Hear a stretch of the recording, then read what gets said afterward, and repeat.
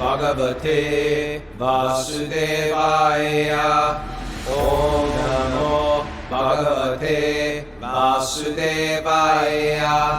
Om Namo Bhagavate Vasudevaya.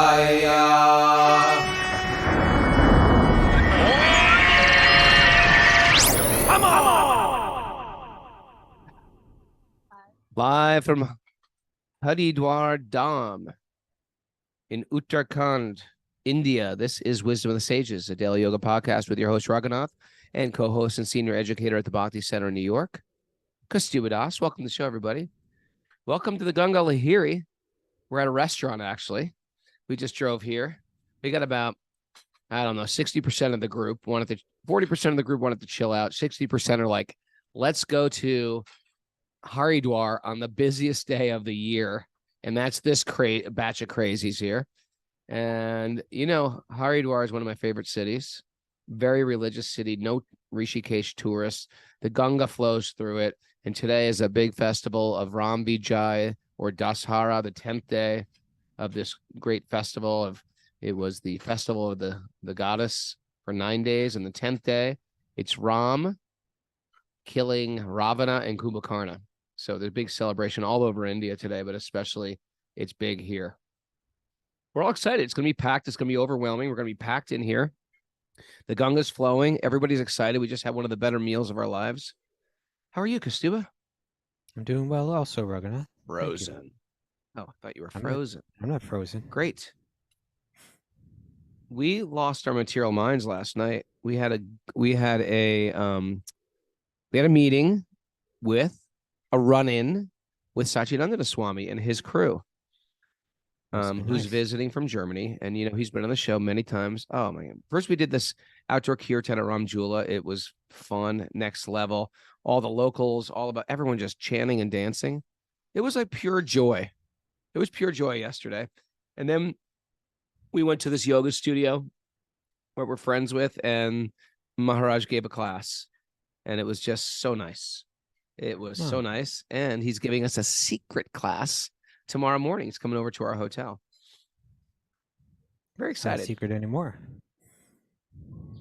It's not a secret, but if you're around, I invite you to our hotel, Namami on the Ganga in Rishikesh. So we're having this crew is having a day trip here in Haridwar. It's about an hour south of Rishikesh. Nice. Anything else? Now Mara's eating lunch. We're doing this show despite we're just in the bus for like an hour, 20 minutes, starving, pulling to the restaurant. Lunch is a little late. So we're literally doing it in the restaurant. I had to gulp my food down, which I normally do. But I'm ready for the Bhagavatam. You want to dive in, or you got announcements? What's going on here? Well, Mara does the announcements. Miss Mara, you want to share? Look at Mara. Mara. Sorry. We have Bhakti Recovery Group meetings. That's paid advertisement here for thumbs up. We have Bhakti Recovery Group meetings. The men meet at noon and the women meet at 2 p.m. And we think we'll do the show tomorrow at this very same time, 5 a.m. Eastern time.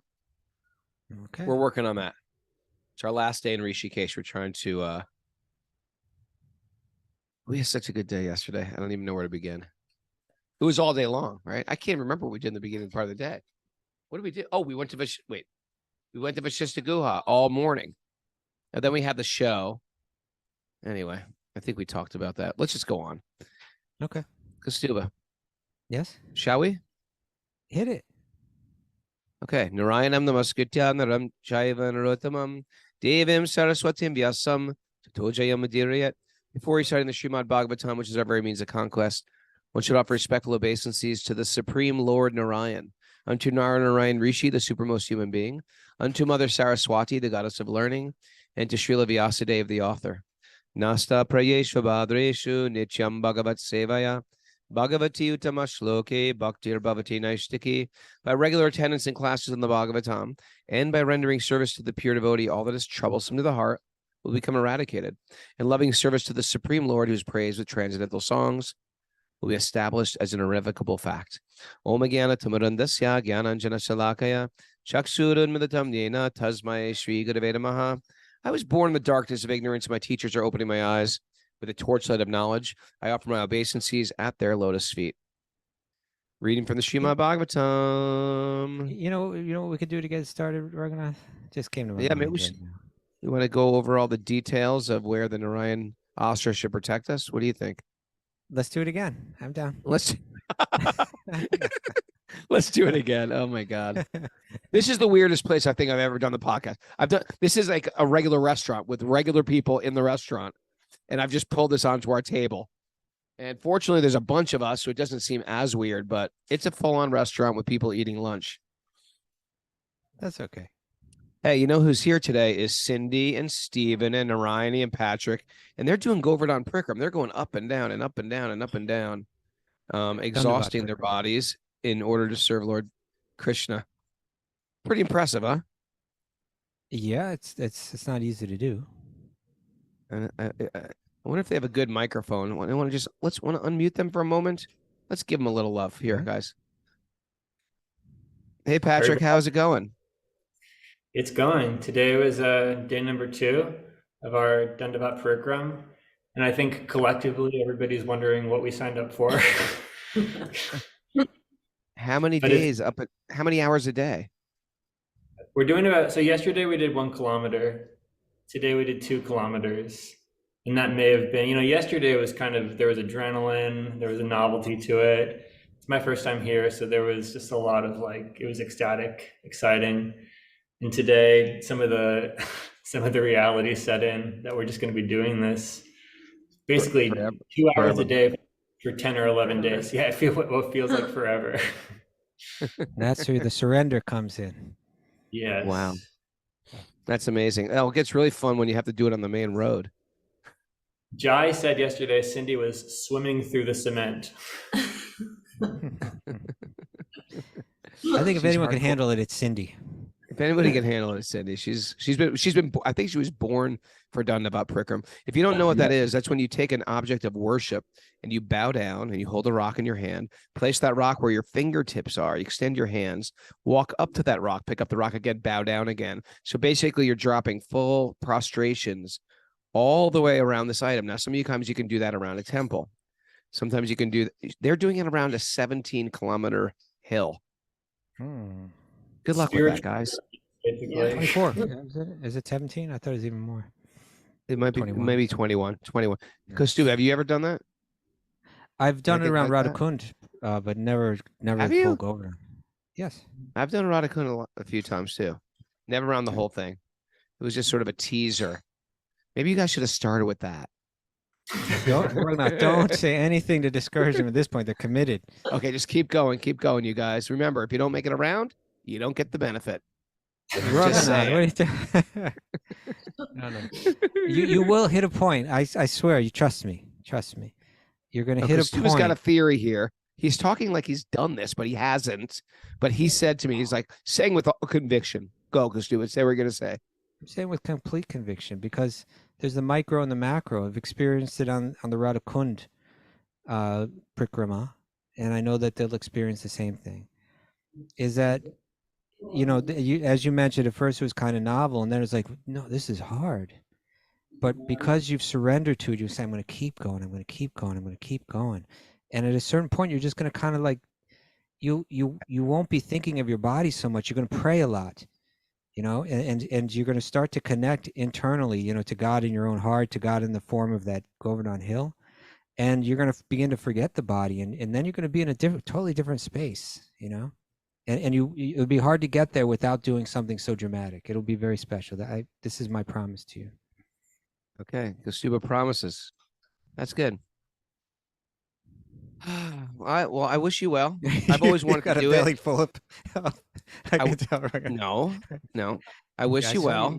I've always wanted to do it, so I'm slightly envious, but I wish you well. May you make it around. I think it's going to be good. It's going to change your life. May you get Krishna praying. And if a sadhu hands you a Govardhan stone, they say you can keep it and worship it as Krishna. Says who? Think about that. Okay. Thank you, guys. Good luck. We're sending all blessings here. Haribo. Um, while we're sending blessings, more prayers out to Bhakta Louie. He's the OG, one of Any the news? original listeners of the. I've heard nothing new, but it sounds like he was mugged and beat up pretty badly. That's what it sounded like. Very badly. And we love this guy. And he was a big inspiration to me and Kostubas. So we're giving out our love and our prayers. I prayed for him at the Gunga yesterday. And, we don't know what to do, but we trust that Krishna's got control. That's right.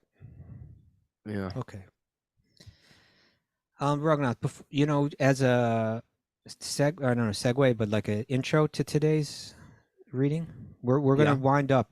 We're gonna wind up. I think there's only one more verse for the Narayan Kavacha, and then a few verses, and it ends the chapter. All right. And but you know what we're really dealing with here, Raghunath? What I'm seeing highlighted is Indra's fear. His pride and his fear. I think it's going to be kind of framed here in a certain way. Pride, Raghunath. Pride. Yeah. This is what, even you do something like, I'm going to go over down Prikrama. It's like a total act of surrender. If you become proud of it. Yeah. Look at all these people just walking around. We're going up and down and up and down. Try that for size. Think you're so big walking around the hill. Big deal. Ever do Dandavat Prikram? This is the problem with everything, huh? We get proud of everything. It's so illusory, this idea. They say that the pauper is proud of his penny, and it's a fact. We become proud of it. Nothing we have is ours. Nothing we do is done independently, according to all of this Vedanta philosophy. We don't create anything. We don't create anything. We don't. One says we don't do anything. Yeah. We take and we manipulate. We manipulate what God has given us, and we call it our creation. And we take credit. And usually in the taking process, we're like wreaking havoc on the earth. Oh, we make a mess. And so while I'm here in Navadweep in Mayapur, one pastime I've been reading. I want to read it and go into the details, and there's some beautiful details, but I think, did we talk about it the other day, the Keshava Kashmiri? Did we talk about that? I don't know. Maybe we didn't. Don't think so. Show. We talked about it on the show before, I think. But I love this pastime. I'll just share something, just one detail from it very briefly, just a little bit of setup. But this has to do with when Sri Chaitanya himself, this is Krishna coming in this form to live the life and relish the life of being a devotee of Krishna. So Krishna comes as Sri Chaitanya, but when he's a young man, he's called Nimai Pandit. Young man. And so he's like a teacher. He's like a brilliant teacher. He's a very powerful teacher in a center of learning that was just full of powerful scholars who all were steeped in pride, arrogance. Yeah. The two commonly go together. When you meet someone that's deeply learned with a powerful intelligence and they don't have pride, that's a special person. Special people. When they've got all the opulences, generally you get proud of them. You're like, this is actually, you use it almost as you weaponize your knowledge, you weaponize your beauty, you weaponize your wealth. And especially learning, right? You think like everybody else is stupid. Nobody knows as much as I do. Not especially learning. You can say especially money, but especially right? Especially beauty. Come on, beautiful people are horrible. No, it's how they use it. Anytime you weaponize a gift that you've gotten, it's horrible. It's horrible. And the interesting thing, again, it's that same old thing. Good karma can ruin your life. Good karma. That's a takeaway, Miss Mara. Knit that into your scarf. Good karma can ruin your life. When it's good, it's right. Bad. When we have some good gift, we got to think this is a gift from God, and I want to use it to serve God. Boom. That's it. That is the mystery of the universe explained immediately. The treasure of the treasure trove of the Srimad Bhagavatam. I've just explained there in one verse. What was it again? Take the gift that you've gotten and use that to serve God without any pride. Yeah, let go of the pride. So what happens is that news spreads around this town of Navadweep that this Digvijaya Pandit is coming. That means He's a famous scholar Eek. who's conquered in all four directions. He's gone north, east, south. He's gone west. He's gone every direction, and he's got what they call a certificate of victory. Isn't that interesting? That's what they would carry around. He's got a certificate. You He's carry actually a certificate to get people to sign it that you defeat. you defeat them, they sign it. Sometimes they sign it without even like the fight. They just sign it and just like I can't handle this. Next time you and I debate and I win, I'm going to say sign it. Sign here. It says I defeated you. Just don't hold your breath. I want an email or a text message at least. Raghunath has defeated me again.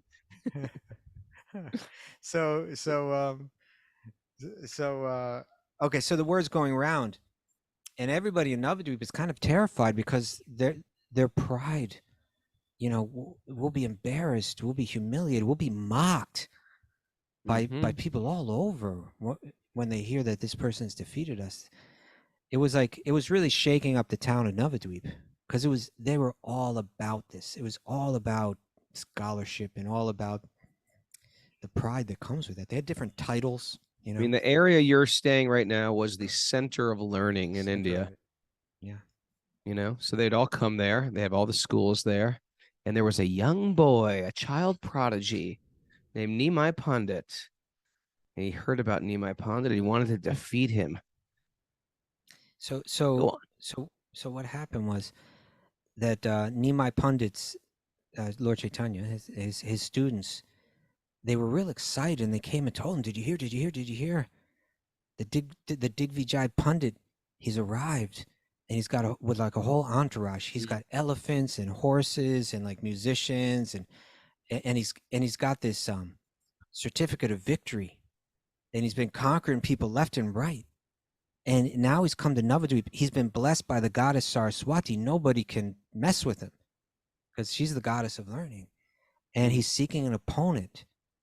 And unless someone steps up, he's just going to demand that everyone sign the certificate. And all the scholars in Navadvip are just, you know, terrified and losing their minds. And they're telling him all this, right? And then it's written that hearing the words of his students, the jewel-like Lord smiled. Right? He's got no fear. He smiled and he said this great instruction. He said, "Listen, my dear brothers. The Supreme Lord never tolerates false pride. Whenever he sees someone proud of some personal quality, he certainly removes the cause of that pride." Right? He certainly removes it. Anything that we're proud of in life will be removed. You know, it will be. Good to know. Good to know. Yeah. And you know, for Nimai Pandit, it said that when he was walking around Navadvip, the other he would defeat them himself.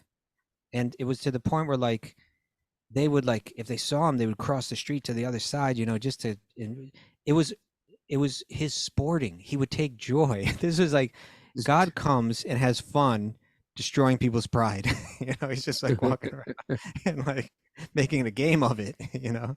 It tells us something about the nature of pride. But one way or another, it gets taken away. Whatever we're proud of, time will take it away, circumstance will take it away, someone else will come and take it away. But by Krishna's arrangement, it'll be removed. If we're wise, we don't become proud, and we save ourselves the anxiety, the fear, the humiliation, the embarrassment. We save ourselves all that by just and when you let go of that pride, because the mind's free of anxiety and fear, you can actually meditate. You're actually free to meditate. So in what we're reading now, you know, here's Indra. He's proud. You know, he's got accomplished so much, and he's proud of it. And now he's in fear.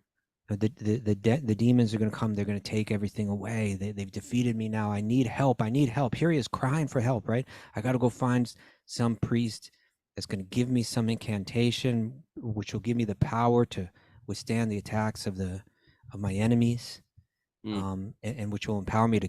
What was he praying for? Crush my enemies, kill my enemies, pulverize them, pluck their eyes out. You know, it's just you can see his fear. And so but yesterday we read text 32 and 33, And these are some really interesting some prayers where it was being said. You remember? Why don't we go ahead and read text 32 and 33 one more Before time. we start, I just want to say that you made a really good point there. That What was that? the flip side of pride is anxiety. Right? You want Comes to be with it, proud of yeah. this. You want to be proud of your body, your hair, your bank balance, your car. There's anxiety. You're going to lose that, and it's almost like we know it. Like we know we're going to lose. I know I'm going to lose my beauty, my strength. I know that money is flickering. It can come and go. I know this car could get a scratch at any moment. Whatever it is. So once we invest that pride, we set ourselves up to be ouched, hurt. It's one of those classic things that it's a classic moth flying into the flame. It appears like I should be proud. I've got this stuff, and I want to show it off, and I'm setting myself up to be hurt. The devotee, go on. Yeah. Well, I was going to say, and even before you lose it, if someone's got the same thing you got a little bit more, you're also in anxiety.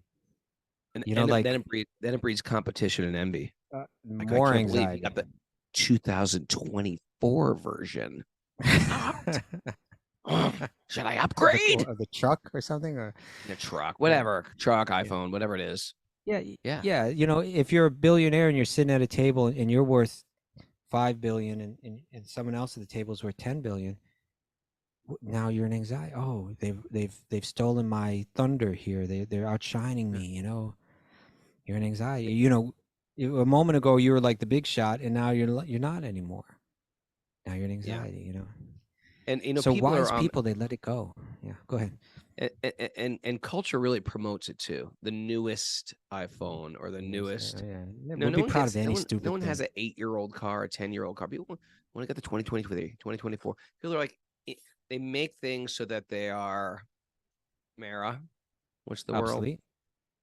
Word? What is it? Planned obsolescence. Obsolescence. Things are, you can't, your iPhone. I remember coming to Indy once, and me and Jagiri Tar were joking because I had the brand new iPhone 6. And I was like, yeah, I got the 6. I was just teasing him. 6. I was like, what's it like having a 5 when I have a 6? Does that drive you crazy? We're joking. And then I lost it. And I lost it in India. Just hold it. You lost it. Oh, no. Good. Well, there you go. Krishna removes. I'll read it again. Listen, my dear brothers, the Supreme Lord never tolerates false pride. Whenever he sees someone proud of some personal quality, he certainly removes the cause of that pride. But then he said this, then he said this. He said the nature of both the tree laden with fruit and the person decorated with good qualities is that both bow down with humility. Both bow. Then he said, all the powerful conquerors of the past, did the Supreme Lord neglect to prune their overbearing pride? He never tolerates ignominious insolence. Ignominious. He said here in Navadvip, you will witness the end of this supercilious scholar. After that, Nimai smiled. And then in the evening, he took his students to the bank of the Ganga. And then that's when they met, And it's, that's a whole nother scene. But I think to tell that whole Leela now, I think we have to hear about Indra now. All right. That's exciting. 32 and You're 33 right there. now. What's that? You want to read 32 and 33 one more time? The Supreme Personality of Godhead, the Supreme Personality of Godhead, living entities, the material energy, the spiritual energy, and the entire creation are all individual substances. In the ultimate analysis, however, together they constitute the Supreme One, the Personality of Godhead. Therefore, those who are advanced in spiritual knowledge see unity in diversity. For such advanced persons, the Lord's bodily decorations, his name, his fame, his attributes and forms, and the weapons in his hands are manifestations of the strength of his potency. According to their elevated spiritual understanding, the omniscient Lord, who manifests various forms, is present everywhere. May he always protect us everywhere from all calamities. So as we get to the final verses of this prayer for protection and prayer for destruction of the enemies, in order to lift up, the materialistic person that wants to make this prayer, They put a little something at the end of it to kind of lift you up and give you a vision of, hey, this is where your consciousness is really supposed to go, where you see everything as Mhm. Krishna's energy, and therefore you see a unity and diversity. How can you be proud when whatever it is that you have is just part of one big united conglomeration of Krishna's energy, right? My wealth, my beauty, my strength, that's all part of the one Krishna's energy. And when you're seeing that way, then it says you see Krishna manifest everywhere, right? That's where spiritual vision is meant to go. That you see God everywhere, not just in the temple, not just in my place, not just everywhere. Now, the next verse is really interesting because it's going to go to a person that had that vision, and his relationship with Indra is interesting. So this next verse, this is the last verse of the Narayana Kavacha. This is text 34. Prahlad Maharaj, right? That's the son of Hiranyakashipu, loudly chanted the holy name of Lord Nrsingadev. May Lord Nrsingadev, roaring for his devotee Prahlad Maharaj, protects us from all fear of dangers created by stalwart leaders in all directions through poisons, weapons, water, fire, air, and so on. Okay. May the Lord cover their influence by his own transcendental influence. May Nrsingadev protect us in all directions and in all corners, above, below, within, and without. Okay.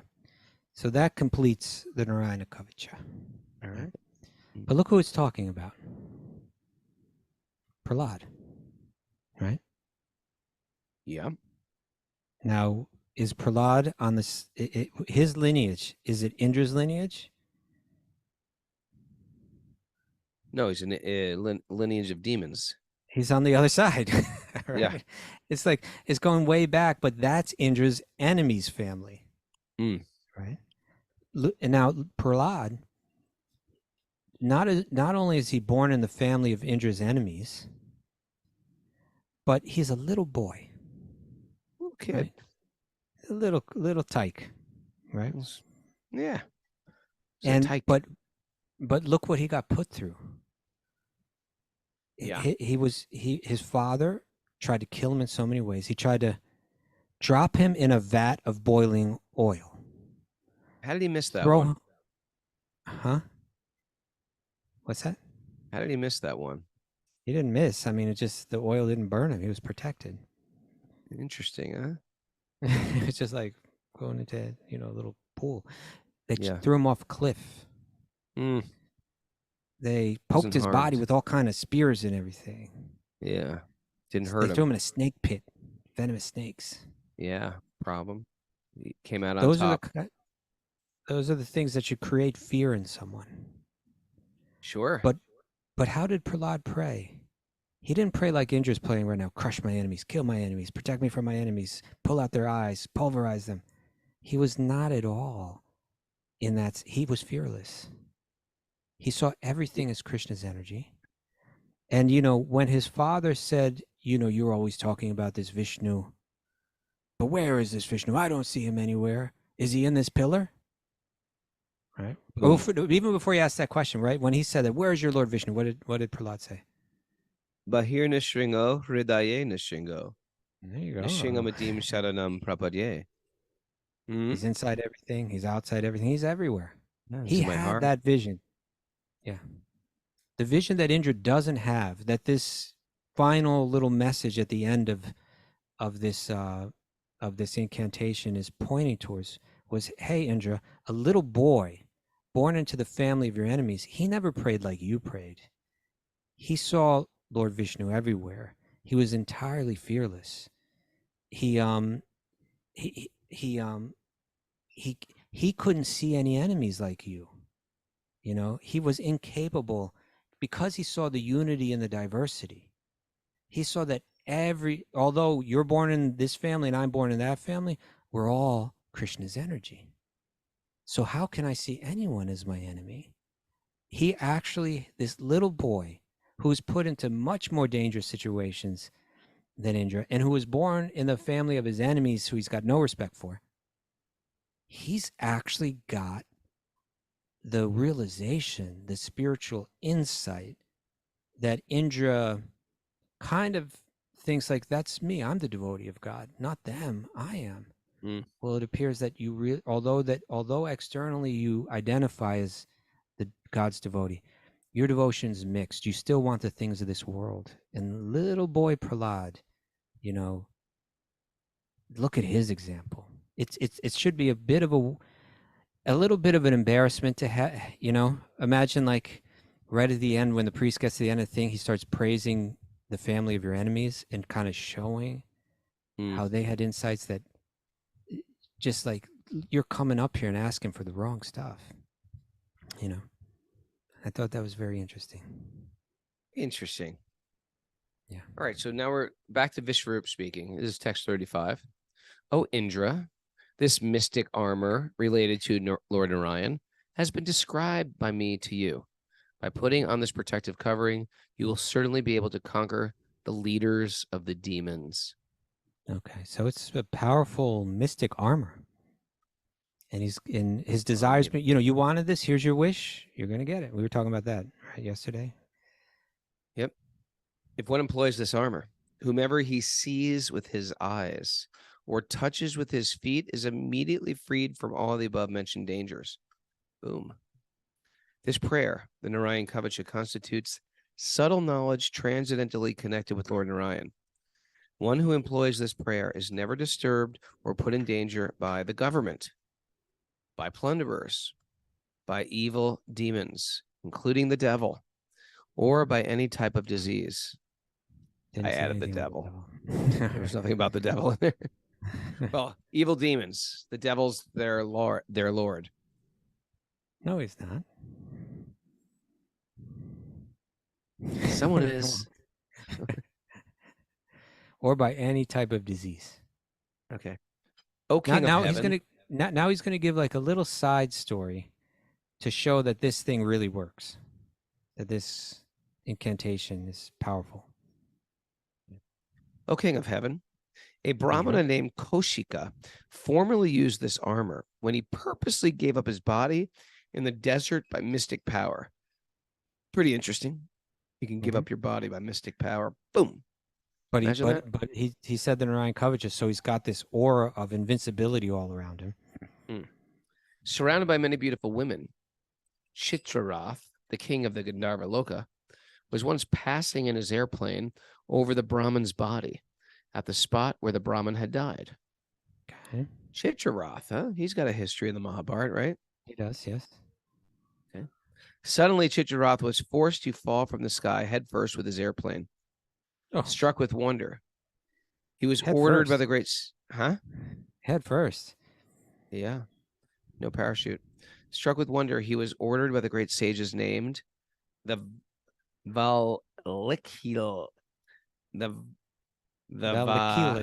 Valakilias. To throw the Brahman's bones in a nearby river, Saraswati. He had to do this and bathe in the river before returning to his abode. So it seems like what it's saying is that this incantation is so powerful. He said it, he died. And even though he's dead, like you couldn't fly an airplane over him or get knocked to the ground, you know? Oh. I don't know. That seems what it's to be. Yeah. I guess that's what it's saying. There's a little mini squirrel on the part of it. Sri Sukadeva Goswami said, "My dear Maharaj Prickett, one who employs this armor or hears about it with faith and veneration. So if you doubted any of it, you don't get it. But if you hear about it with faith and veneration, when afraid because of any conditions in the material world, you're immediately freed from all dangers and is worshipped by all living entities."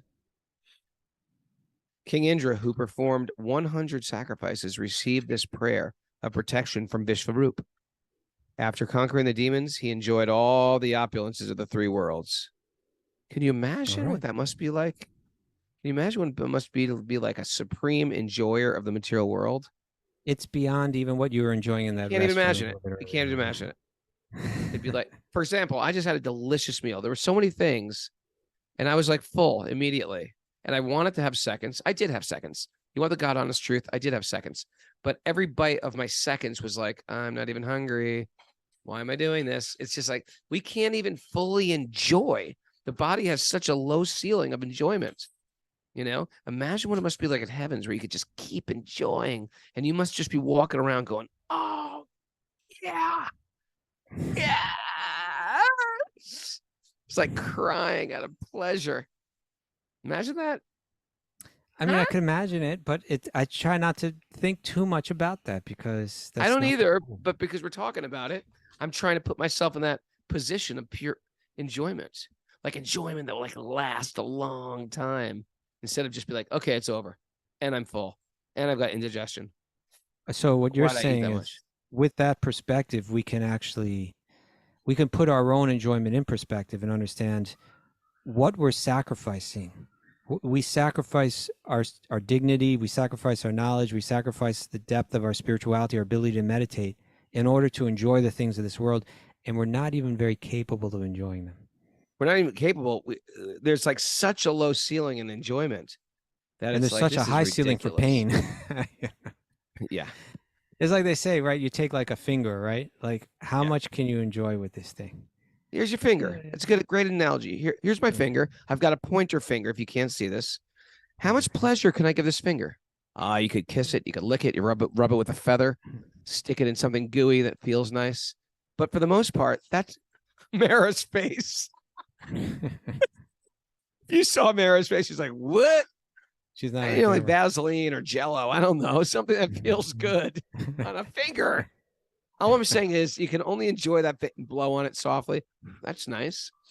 You can only get so much pleasure out of that finger. How much pain could you give that finger? You could bite it, you could chew it, you could burn it, you could run it over with a cement mixer.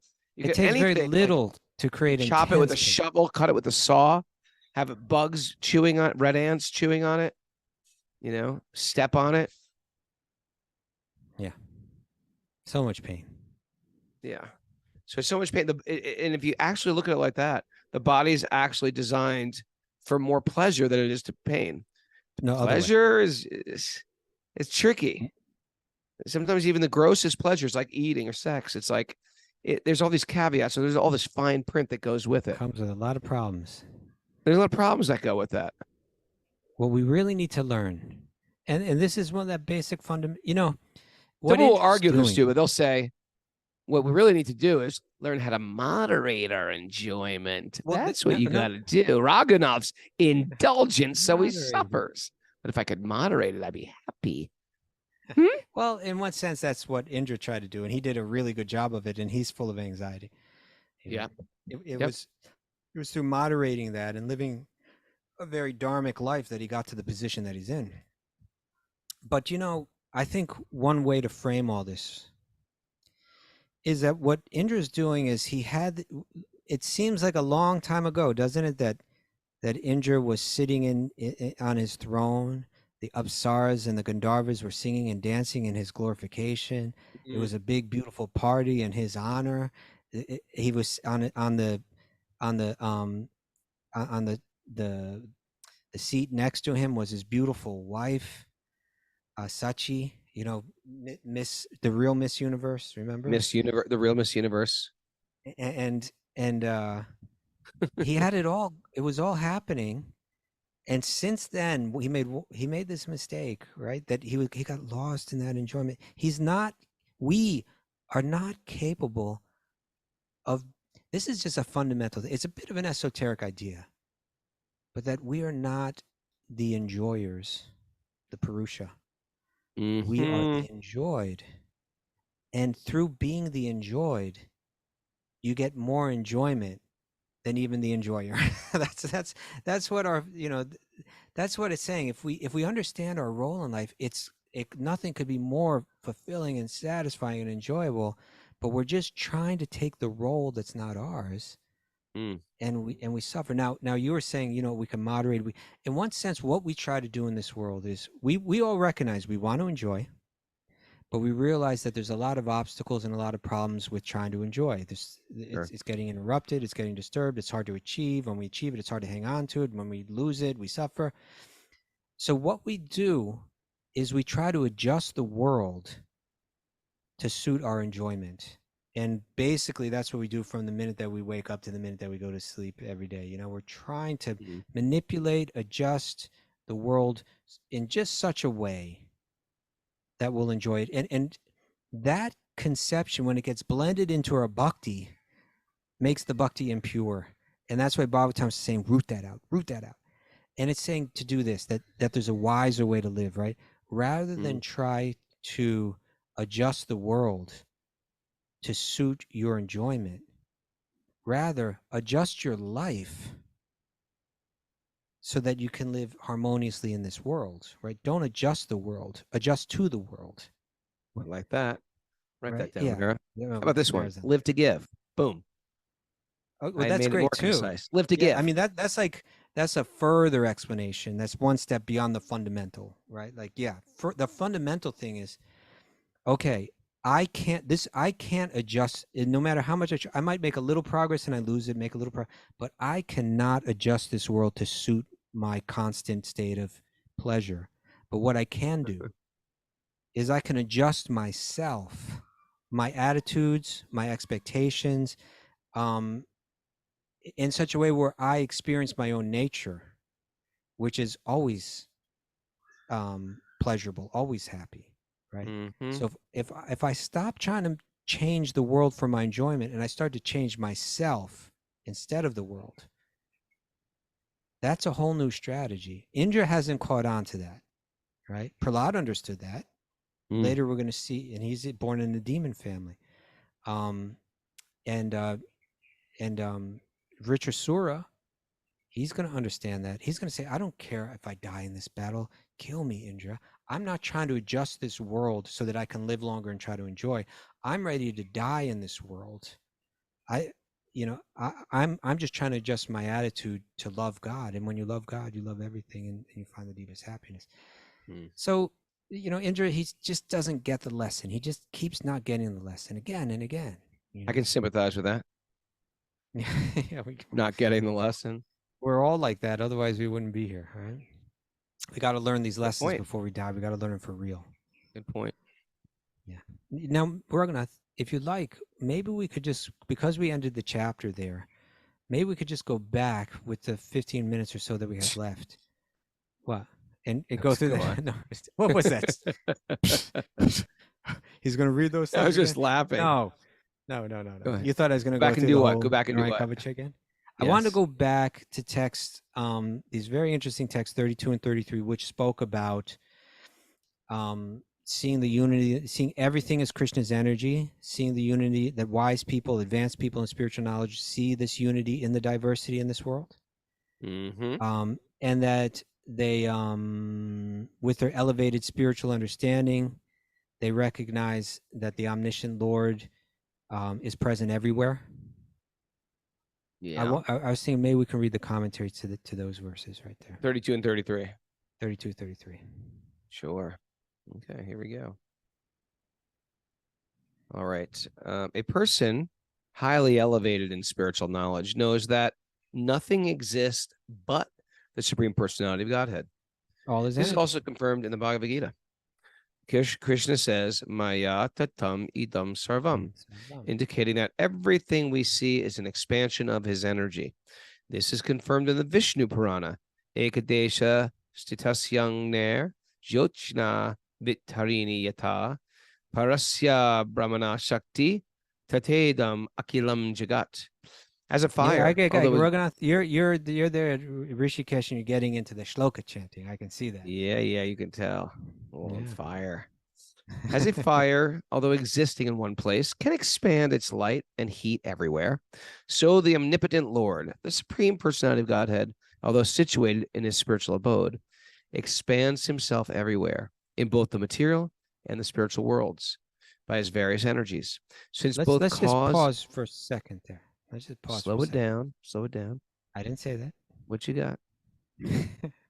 Let's just meditate on this for a second. It's knowledge through which we can view the world and our place in the world. That there is that if Krishna is like a fire or like the sun, you can say that everything that exists, including our own body and our own self, is the energy of God, is the property of God. right? And ultimately is meant for God's enjoyment. That's normally we think this world's up for grabs, and I'm one person that can reach out and grab it. This is a different view. It's all Krishna's energy. It's all part of the one. I am part of the one. If I learn to live in harmony with that, I find the deepest satisfaction. And the more that I fight against that truth, I might find some temporary pleasures, but I go back to Indra's place. Anxiety, fear, embarrassment, humiliation. Those things naturally follow. Okay. Since both cause and effect are the Supreme Lord, there's no difference between cause and effect. Consequently, the ornaments and weapons of the Lord, being expansions of his spiritual energy, are not different from him. What? There is no difference. Yeah. There's no difference between the Lord and his variously presented energies. This is also confirmed in the Padma Purana. Nama Chintamanai Krishna's Chaitanya Rasa Vigraha. Go ahead. You're trying to out Sanskrit me? I was chanting with you. Vinatvam Namananimo. The holy name of the Lord is fully identical with the Lord, not partially. The word Purna means complete. The Lord is omnipotent and omniscient, and similarly, his name, form, and qualities, paraphernalia, and everything pertaining to him are complete, pure, eternal, and free from material contamination. The prayer to the ornaments and the carriers of the Lord is not false, for they are as good as the Lord. Since the Lord is all pervasive, he exists in everything, and everything exists in him. Therefore, even worship of the Lord's weapons or ornaments has the same potency as worship of the Lord. Interesting, huh? Yeah. Mayavadis we need to understand this, and Prabhupada quoted that verse. It's a famous verse, Nama Chintamani Krishna's Chaitanya Rasa Vigraha. That the name of Krishna is not in the world that we live in the material realm. A name is just a label for a particular object. In the spiritual realm, the name and the object are one substance. And so when we chant that mantra, one is directly associating with Krishna. Okay. Where are we? The prayer. Now Prabhupada, Mayavadis refuse. Mayavadis refuse to accept the form of the Lord, or they say that the form of the Lord is Maya or false. But one should note very carefully that this is not acceptable. This is important information, Kastuba. Yeah. I mean, if you're sitting in America and all you have is this book, you're going to be like, okay, whatever you say. But if you go to India, you go to India, there's filled with different lineages and traditions. And, they might seem very normal, might seem very interesting. And they're probably good people. But unless they understand these refined points, they got the wrong directions. Yeah. Right? Mayavadis refuse to accept the form of the Lord, or they say that the form of the Lord is Maya or false. But one should note very carefully that this is not acceptable. And the reason it's not acceptable is not because, they believe something different than us. It's because it's a philosophy that's meant to root out your devotion, right? Why to be devoted to someone that's illusion, right? Sure. They say ultimately you have to give up that devotion, and so therefore Prabhupada's speaking against it, because they say, no, that devotion it's your very life, it's your very source of your connection to the Supreme. It's like, it's everything. It's who you are. It's what you're built for. It's what you're made for. It is your deepest happiness. And so Mayavadi misinterprets it and says, no, that devotion, that's just illusory stuff. You need to let go of that. No, you don't let go of that. No. Okay. So therefore, this prayer says, Patu sarver saruper nasada sarvatra samagaha. May the Lord, who is all pervasive in his various forms, protect us everywhere. The Lord is always present everywhere by his name, form, qualities, attributes, and paraphernalia, and they all have equal power to protect the devotees. Here's a quote from Madhvacharya. Well, I'll save it, but. Well, because he doesn't give the translation for it. So. Doesn't give a translation, it's just a quote, so. Maybe I can find it. See if I can Google that. Eka eva paro Vishnur Busaheti Dvajeshvajaha Tak Tak Chati Pradatvena Svayam eva Vyavashtijaha. I got the translation. Tell me. But you go ahead and finish the Sanskrit. Satyane namam deva patu sarve vasvaro hari. The supreme unborn Lord Vishnu exists in the form of his internal energy as ornaments, chakra, and flag. By this truth, may Lord Hari, who is the supreme controller, protect us. Alrighty. All right. You know what, Kastuba? You ran out of steam, Raghunath. I see it. Huh? You ran out of steam. You cut out. I'm running out of steam? Yes, I am. I could I'm running tell. out of steam. It's All right, okay. well, then- We had a good show. Mara's got some No, takeaways. They're Raghunath, I'll say juicy. this. I'll say this. When you take these groups around, you carry a lot of weight on your shoulders, Raghunath. You sacrifice. He really does. I see I Mara give my saying he blood. I'll give does. my blood for them. You give your blood for them. I'll give. And for Govinda that, you Priya demand their Bhavili you Saskia. demand their eternal obedience. No, you do give your blood for them. It's not easy. So you're tired. It's I not. You got to understand. be upbeat. You got to be You upbeat. lift You it got up. to be in a good Sometimes mood. sometimes the external situations they wear people down. A lot of traveling in India that can Yeah. be really tough. And then Raghunath, he's Today I got was sick of everybody. Everybody It's started all getting coming out. independent ideas. Oh, Yeah, independent. I give too many Nothing worse choices. when I'll the be like, people this start is what's getting going independent on. ideas. No independent ideas on my program. Okay, Miss Just Mara, do give what us I some say. good, juicy advice. We need some spiritual advice. You're very spiritual in your Yeah. knitting. Mara is fun to travel with. I won't put that out there right now. She's very fun. Thanks. So are you. You're the fun one. Surrender to Govardhan Dandavat Prikram. That one's specifically for that Patrick and Cindy's crew and Narayani. Okay. That's right. Don't weaponize your opulences. Don't weaponize them. Good karma can ruin your life. That's a great T-shirt. That It's is a good. really good T-shirt. Use your gifts to serve God. That's it, everybody. That's it. Anything we're proud of will be removed. Krishna's going to do it. Ooh. Your pride sets you up for competition, fear, and anxiety.